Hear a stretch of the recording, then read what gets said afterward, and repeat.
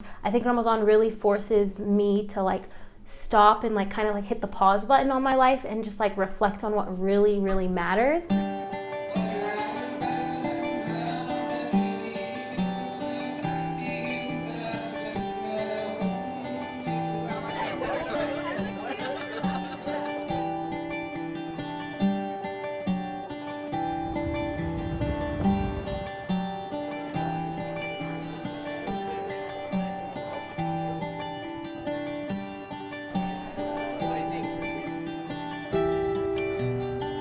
It's a special month for me as a Muslim because sometimes, we forget what humility is like, and that's what it brings for me. That's what it means to me. You just become more aware of time, about what you're going to say, what you're going to do. There are two sets of feelings. One is a worrying feeling. How am I going to do that? How am I going to pull the fasting? Just scared of the fast, etc. Going through your day, trying to get work done, no water, no food, that's a little tough. The first few days can be a little hard, but then after that, you get to observe yourself kind of in a different way. Though fasting is a really fundamental part of it, I think that it's a metaphor for so much more. But once it gets here, I'm just very, very excited about it.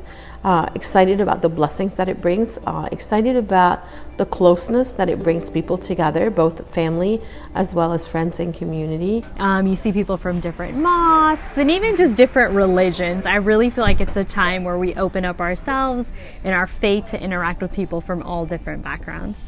Every now and then, every once in a while, we need to take a step back from the lives that we're so engulfed in, being surrounded by phones and screens and echo chambers and all those types of things, and take a step back and really see like where I am in this world and who I am in this world.